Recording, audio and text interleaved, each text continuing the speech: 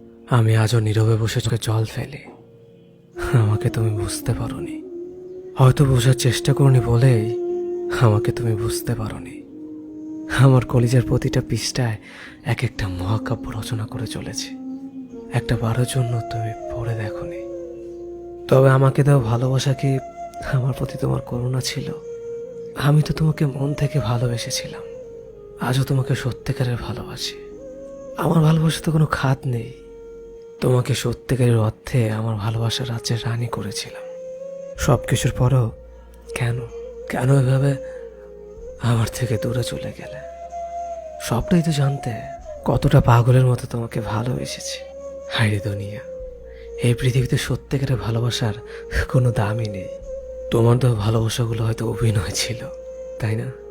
কি দোষ করেছিলাম বলো তো? তোমাকে ভালোবাসাটা কি আমার দোষ ছিল?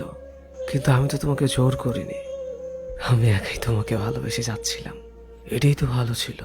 কেন 2 দিনের জন্য এসে আবার চলে গেলে? আমাকে ভালোবাসতে যদি তোমার এতটাই অরুচিকর হয়, তবে কেন তুমি আমাকে মিথ্যে স্বপ্ন দেখালে?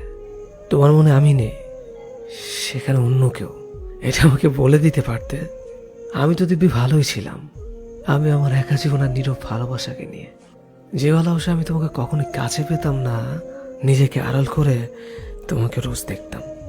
যে ভালোবাসা আমি একাই নিজের ভালোবাসার কথাগুলো বিড়বিড় করতাম।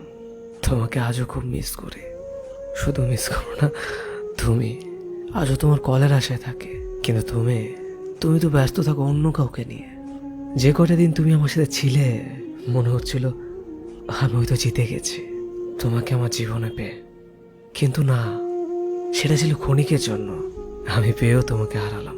এর থেকে তোমাকে না পেতাম, তাহলে হয়তো এতটা কষ্ট বুকে কখনোই হতো না। এভাবে একা কাঁদতে হতো না আমাকে। আচ্ছা, একটা কথা বলি, আমার মতো কি তোমাকে অন্য কেউ ভালোবাসতে পারবে? না, পারবে না। তুমি আমার ভালোবাসাটাকে এতটাই ছোট করে দেখেছ যে কখনো আমার ভালোবাসাকে বুঝতেই পারোনি।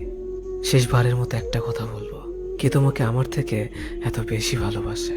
কার জন্য তুমি আমাকে এভাবে কষ্ট দিচ্ছ? সুখে থাকো তুমি তাকে নিয়ে, আমি না হয় একাই তোমাকে ভালোবাসবো।